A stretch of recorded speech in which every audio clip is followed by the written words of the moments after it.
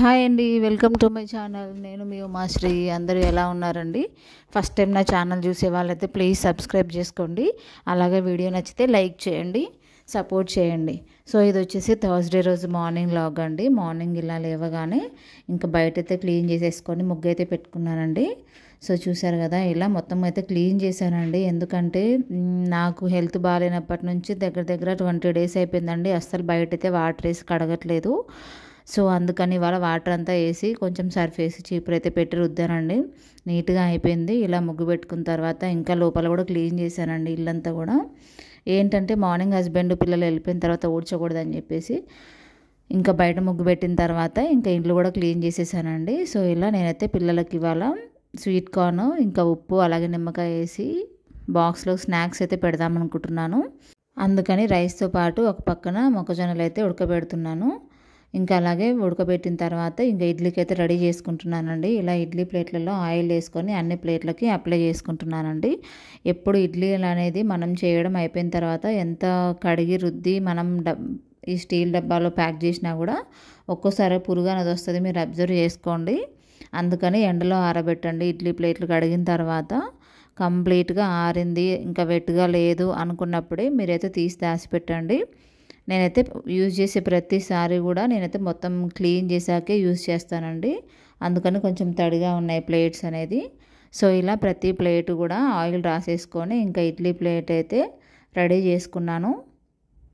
Holiday ఉన్న రోజైతే 4 plates పెడతానండి. బట్ ఈ రోజు అయితే 5 plates పెడుతున్నాను. ఎందుకంటే పిల్లలు లంచ్ బాక్స్లకు కూడా ఒక్కొక్కసారి ఇడ్లీ అడుగుతారు. సరే ఇంకా స్నాక్స్ లేని రోజు కూడా నేను స్నాక్స్ టైప్లో కూడా ఇడ్లీ అయితే పెడతానండి. అందుకని ఈరోజు 5 plates అయితే పెడుతున్నాను. ఇంకా 5 plates కూడా రెడీ చేసుకున్న తర్వాత చూసారు కదా, ఇడ్లీ బ్యాటర్ అనేది చాలా బాగా పొంగిందండి. సో ఇలా ఇంకా ఉప్పు వేసుకొని దాన్ని అయితే కలిపేసానండి. చూసారు కదా, ఇలా కలుపుకున్న తర్వాత ఇంకా అన్నీ కూడా ఇడ్లీ ప్లేట్లలో ఫిల్ చేసేసుకొని ఒక పక్కన రైస్ అవుతుంది కదండి, స్వీట్ కార్న్ కూడా రెడీ అవుతుంది. అవి ఏంటంటే చల్లారితే బాగుంటుందండి స్వీట్ కార్న్, లేదంటే వేడివేడి పెట్టేస్తే అవి వాటర్ లాగా ఫామ్ అయిపోయి వాళ్ళు తినే టైంకి అయితే బాగోదు. సో అందుకని ముందే స్వీట్ కార్న్ అయితే ఉడకబెడుతున్నాను. ఇలా అన్ని ప్లేట్స్ కూడా ఫిల్ చేసేసుకొని దాంట్లో ఒక వాటర్ అయితే పోసానండి. 1/2 liter వరకు వాటర్ అయితే వేసాను. ఎందుకంటే 5 plates కాబట్టి ఉడకడానికి టైం పడుతుంది. అలాగే మాడిపోకుండా అడుగున కొంచెం వాటర్ అయితే ఎక్కువనే వేసాను.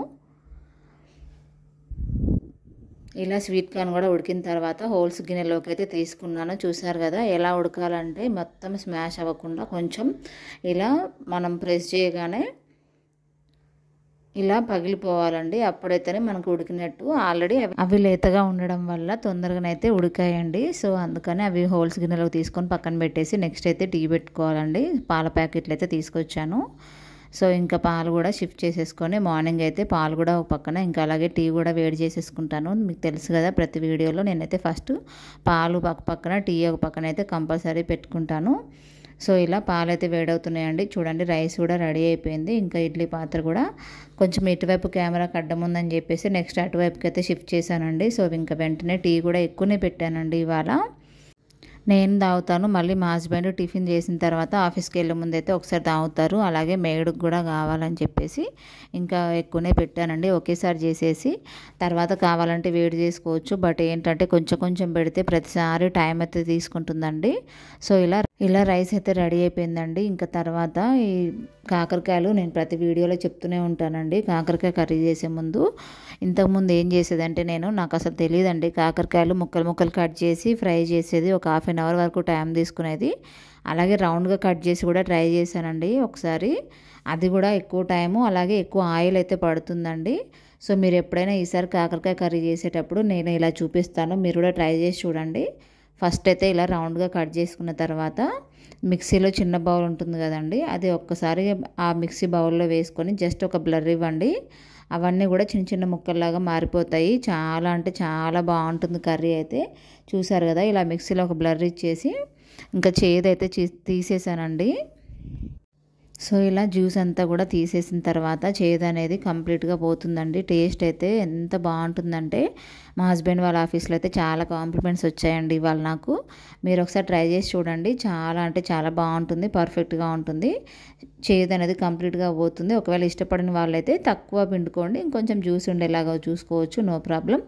ఇలా కొంచెం కొంచెం కాకరకాయలు కట్ చేసుకుంటూ ఇలా జ్యూస్ అంతా కూడా తీసేస్తూ ఇంకా మామూలుగా ఆయిల్ ఇవన్నీ కూడా మనం ఎలా వేస్తామో పోపు అలా వేసి చేసుకొని చూడండి, చాలా బాగుంటుంది.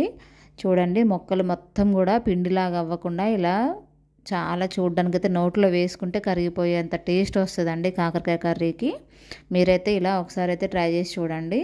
సో ఇలా పల్లీలు కూడా వేయించేసానండి, కొంచెం ఆయిల్ అలాగే పచ్చిమిర్చి కూడా వేసి పల్లీలు అయితే రెడీ చేసుకున్నాను చట్నీ కోసము. ముందు రోజు ఈవినింగ్ అయితే సాంబార్ చేశానండి. సో ఇడ్లీలోకి పిల్లలు అయితే సాంబార్ తింటారేమో అనుకున్నాను, బట్ వాళ్ళైతే నాకు వద్దన్నారు, చట్నీయే చేయమన్నారు. సో అందుకని మళ్ళీ చట్నీకి అయితే అప్పటికప్పుడు ఇంకా పల్లీలు వేయించేసుకొని ఇలా అయితే పల్లీ చట్నీ చేస్తున్నానండి. చూడండి కాకరకాయ కర్రీ చేస్తున్నాను ఇప్పుడు, ఎంత బాగుంటుందంటే కలర్ఫుల్గా అలాగే టేస్టీగా కూడా ఉంటుంది. సో ముందుగా పోపు గింజలు అలాగే ఎండుమిర్చి కూడా అక్కర్లేదండి, మన ఇష్టం, అది ఆప్షన్. సో ఉల్లిపాయలు కరివేపాకు వేయించేసుకొని, వెల్లిపాయలు అయితే ఇప్పుడు వేయద్దండి, కొంచెం మాడిపోతుంది. కాసేపు అయ్యాక ఆ కాకరకాయ అనేది ఫ్రై అయిన తర్వాత వేద్దాము. సో తర్వాత పసుపు కూడా వేయలేదండి, నేను తర్వాత వేస్తాను. సో ఇలా ఇవన్నీ కూడా వేయించేసుకొని ఒక 10 నిమిషాలు అయితే మూత పెట్టాలండి. మధ్య మధ్యలో కలుపుకుంటూ ఈ కాకరకాయ అనేది మనకు అర్థమైపోతుందండి, దగ్గరకు వచ్చేస్తుంది. సో ఇలా రెడీ అయిన తర్వాత ఇంకా నేను పిల్లలకు కూడా రెడీ చేసుకుంటూ ఈ ఫ్రై అయితే చేశానండి కాకరకాయ కర్రీ అనేది. అలాగే పిల్లలకి స్నాక్స్ కూడా సర్దుతున్నాను. సో చెప్పాను కదా మీకు, స్వీట్ కార్న్ ఉడకబెట్టిన తర్వాత అవి చల్లారితేనే బాగుంటుందండి బాక్స్లో కాబట్టి. సో ఇలా చల్లారిన తర్వాత ఇంకొంచెం ఉప్పు అలాగే నిమ్మరసం అయితే పిండానండి, హాఫ్ చెక్క తీసుకొని పిండానండి. చాలా టేస్టీగా అంటే టేస్టీగా ఉంది. సో మీరు కూడా ఇలా బయట నుంచి జంక్ ఫుడ్ కాకుండా అలాగే బిస్కెట్స్ కాకుండా సో ఒకసారి అయితే ఇలా ట్రై చేసి చూడండి. ఇంకా స్వీట్ కార్న్స్ అలాగే మీకు ముందు రోజు వీడియోలో కూడా చూపించానండి. జంక్ ఫుడ్స్ అయితే నేను తగ్గించాను. ఫస్ట్ పాత వీడియోలో అయితే ఉంటుంది, ఎక్కువ బిస్కెట్స్ అయితే యూజ్ చేసేదాన్ని. సో అంతా ఆలోచించానండి ఎందుకు ఇలా జంక్ ఫుడ్ పెడుతున్నాను అని చెప్పేసి. సో స్వీట్ కార్న్ సీజన్ కాబట్టి స్వీట్ కార్న్స్ తీసుకొచ్చి ఇలా ఉడకబెట్టేసి బాక్సుల్లో అయితే ప్యాక్ చేయండి. ఇంకా అలాగే ఎవ్రీడే కూడా నేను క్యారెట్ ముక్కలు అయితే పిల్లలకు పెడుతున్నానండి, హెల్దీ అని అలాగే కళ్ళకు కూడా మంచిదని. అక్కడ బ్లాక్ కలర్లో కనిపించే స్వీట్ కార్న్ అయితే తీసేసానండి, నేను గమనించాను. సో ఇలా ప్యాక్ చేసిన తర్వాత ఇంకా క్యారెట్ ముక్కలు కూడా కట్ చేసి పెట్టానండి. డైలీ అయితే ఏ స్నాక్ పెట్టినా కూడా క్యారెట్స్ పెట్టాలని డిసైడ్ అయిపోయానండి. సో ఇలా పిల్లలైతే అవి టేస్ట్ బాగుంటుంది కదా, మధ్య మధ్యలో వచ్చి తీసుకొని తింటూ హ్యాపీగా బాగుంది మమ్మీ అనుకుంటూ తింటున్నారు. వాళ్ళకి నచ్చితే చాలండి, అంతకంటే హ్యాపీనెస్ ఏం ఉండదు. ఇంకా అలాగే కాకరకాయ కూరలో అయితే ఉప్పు కారము అన్నీ కూడా వేసేసి ఎల్లిపాయలు కూడా ఒలిచేసి వేయించేసానండి. తర్వాత ఇంకా క్యారెట్స్ కూడా ఇలా కడిగి ఇంకా ముక్కలు అయితే కట్ చేసి బాక్సులు అయితే ప్యాక్ చేసి పెట్టానండి. ఇద్దరికి కూడా 2 బాక్సులు స్నాక్స్ అయితే ప్యాక్ అయిపోయాయండి. సో పిల్లలు ఏంటంటే కాకరకాయ కూర తింటారా లేదా అనే డౌట్ తోటి వాళ్ళకైతే లంచ్ బాక్స్ అయితే మార్నింగ్ ప్యాక్ చేసి పంపించలేదు నేను. అలాగే ముందు రోజు ఈవినింగ్ అయితే సాంబార్ చేశానండి. సో ఒకవేళ సాంబార్ బాక్స్లో పెడితే నాకు కొంచెం ఎందుకో స్మెల్ వస్తుందేమో అని డౌట్ తోటి అయితే మార్నింగ్ అయితే బాక్స్లోకి పెట్టలేదు. సరే చూద్దాము, ఇంకా 12కి కదండి లంచ్ బ్రేక్, అయితే 12:30కి ఉంటుంది. సో 10:30కి స్నాక్స్ ఇచ్చేసి పంపించాను పిల్లలకి. చూసారు కదా ఇలా కలర్ఫుల్గా అయితే కాకరకాయ కర్రీ అయితే రెడీ అయిపోయిందండి. చాలా టేస్టీగా ఉంటుంది, తప్పకుండా మీరైతే ట్రై చేసి చూడండి, వావ్ అంటారు. సో ఇంకా పిల్లల్ని పంపించిన తర్వాత నేనైతే మార్నింగ్ వాళ్ళని డ్రాప్ చేసి వచ్చిన తర్వాత ఫస్ట్ అయితే కిచెన్ క్లీనింగ్ అయితే స్టార్ట్ చేశానండి. ఎందుకంటే చాలా రోజుల నుంచి అయితే చిమ్నీ క్లీన్ చేయలేదు, అందుకని చెప్పి ఇలా చిమ్నీ నుంచి స్టార్ట్ చేశాను. సో మెయిడ్ అయితే వచ్చి గిన్నెలు అయితే కడుగుతుందండి. ఓన్లీ గిన్నెల కోసం అయితే మెయిడ్ని పెట్టుకున్నాను, ఓన్లీ ఈ 1 మంత్ వరకే. సో ఇలా చిమ్నీ అంతా కూడా క్లీన్ చేసేసి ప్రతిదీ కూడా డీప్ క్లీన్ అయితే చేశానండి. చూసారు కదా చిమ్నీ దగ్గరదైతే బాగా ఆయిల్ అయితే పట్టేసిందండి. సో ఇది ఫస్ట్ ఆ సర్ఫ్ వాటర్లో అయితే చల్లేసి పక్కన పెట్టానండి. సో మిగతా క్లీనింగ్ ఆగిపోతుంది దీని ఒక్క దగ్గరే టైం వేస్ట్ చేస్తే, ఇది తొందరగా వదలదండి చిమ్నీ అనేది. సో అందుకని ఫస్ట్ దాన్ని పక్కన పెట్టేసి మిగతాది అయితే స్టార్ట్ చేశాను. గ్యాస్ అంతా కూడా క్లీన్ చేసేసాను. అలాగే ఫ్రైడే వస్తుంది కదా, నెక్స్ట్ డే ఫ్రైడే కాబట్టి సో అది కూడా 2 విధాలుగా కలిసి వస్తుందని చెప్పేసి గ్యాస్ బండ కూడా అంతా కూడా క్లీన్ చేసేసాను, గ్యాస్ స్టవ్ అంతా కూడా. సో ఇలా ఎప్పుడు గ్యాస్ బాగలేదు అనిపించినప్పుడల్లా ఇలా నేను పొయ్యి అయితే క్లీన్ చేస్తానండి. అలాగే పాలు పొంగడకుండా ఉండడానికి ఒక ప్లేట్ కూడా పెట్టుకుంటానండి. ఆ ప్లేట్ ఎక్కడుందో దాని బర్నర్ పైనే పాలు కూడా పెట్టుకుంటాను. సో పొంగినా కూడా కిందికి లీక్ అవ్వకుండా యూజ్ అవుతుందని చెప్పేసి ప్లేట్ అయితే పెడతాను కింద.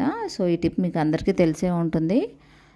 సో ఇలా క్లీనింగ్ అంతా కూడా చేసిన తర్వాత ఇంకా పిల్లలకైతే టైం అవుతూనే ఉందండి. ఎంత ఫాస్ట్గా చేసినా కూడా మనం క్లీనింగ్ స్టార్ట్ చేస్తే ఒకదాని వెనకాల ఒకటి అంతా క్లీన్ చేస్తూనే ఉంటాము. ఇంకా పిల్లలకైతే లంచ్ బాక్స్ ఇచ్చి రావాలి. సో అదొకటి ఉంది. అలాగే ఇల్లు కూడా క్లీన్ చేసి తడిబట్ట పెట్టాలండి. సో ఇది ఫాస్ట్గా చేసిన తర్వాత ఇల్లు మాప్ పెట్టేదైతే షూట్ చేయలేదండి. అలాగే నేను ఫ్రెష్ అప్ అయిపోయి పిల్లలకి లంచ్ బాక్స్ అంతా కూడా ప్యాక్ చేసేసుకొని స్కూల్కి అయితే వెళ్ళి ఇచ్చేసి వచ్చానండి. తర్వాత ఇంకా నేను స్కూల్ నుంచి రాగానే నాకు కూడా బాగా ఆకలేసిందండి. నేను కూడా తినేసాను. ఎందుకంటే ఇడ్లీ రోజైతే చాలా తొందరగా ఆకలేస్తుందండి. సో రాగానే నేను కూడా తినేసి ఇంకా మిగతా బట్టలు ఆరేయడము ఇలాంటి పనులు అయితే చేసుకున్నానండి. సో తర్వాత ఇంకా చూస్తుండగానే టైం అయిపోయిందండి. పిల్లల్ని తీసుకొచ్చేసి వాళ్ళకి స్నాక్స్ పెట్టేసి ఇంకా ఈవినింగ్ అయితే స్టార్ట్ చేశానండి. మీకు ఈవినింగ్ రొటీన్ కూడా ఇది కంటిన్యూ వీడియోలో అయితే వస్తుందండి. స్కిప్ చేయకుండా వీడియో అయితే చూడండి. అలాగే మీ ఫ్రెండ్స్కి నచ్చితే షేర్ చేయండి. సో ఇలా నేను ఇంకా థర్స్డే రోజు కదండి కిచెన్ క్లీనింగ్ అయిపోయింది. తర్వాత ఇంకా పూజ కూడా చేద్దామని చెప్పేసి నేను ఎవ్రీ ఫ్రైడే అయితే కొబ్బరికాయ అయితే కొడతానండి దేవుడి దగ్గర. బట్ ఇంకా థర్స్డే కదా, సో ఇలా సేమియాలు అయితే రెడీ చేస్తున్నాను. అలాగే పాలు అయితే తోడు పెట్టలేదండి. మార్నింగ్ అంతా క్లీనింగ్ పని ఉంది కదా, సో మార్నింగ్ పాలు కూడా తోడు పెట్టలేదు. అవి కూడా వేడి చేస్తున్నాను. అలాగే సాయంత్రానికి రైస్ అండి. మార్నింగ్ అన్నం అయితే కొంచెం ఉండిపోయింది.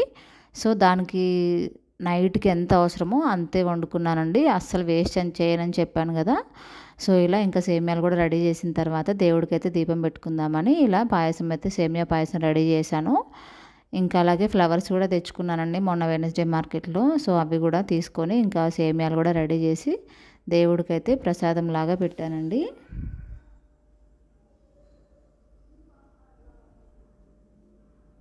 మార్నింగ్ అంతా కూడా హడావిడిగా స్టార్ట్ అవుతుంది కాబట్టి ఈవినింగ్ అనేది ఎలా ఎండ్ అవ్వాలి అనేది కూడా మన చేతిలోనే ఉంటుంది. సో ఏంటంటే మార్నింగ్ అంతా హడావిడి అయిపోయిన తర్వాత ఇంకా నాకైతే పూజ చేసుకోవడానికి టైం ఉండదండి. ఎందుకంటే 10 o'clock వరకు మా హస్బెండ్ పిల్లలు అందరూ వెళ్ళిపోయిన తర్వాత నేను టిఫిన్ చేసేసి ఇంకా ఇంట్లో మిగతా పనులన్నీ చూసుకునేసరికి దగ్గర 12 అవుతుందండి.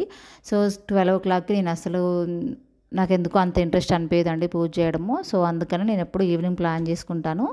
మధ్యాహ్నం లంచ్ చేసిన తర్వాత ఇంక ఈవినింగ్ ఏం తినకుండా అప్ టు 7 వరకు నేను పూజ చేసే వరకు కూడా ఏం ముట్టుకోనండి. సో అలా ప్లాన్ చేసుకొని ఈవినింగ్ అయితే పూజ చేస్తాను.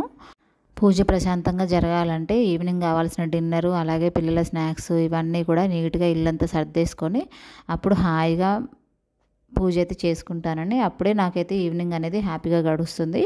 సో మార్నింగ్ వీలవ్వని వాళ్ళు ఇలా ఈవినింగ్ అయితే ప్లాన్ చేసుకొని పూజ అయితే చేసుకోండి.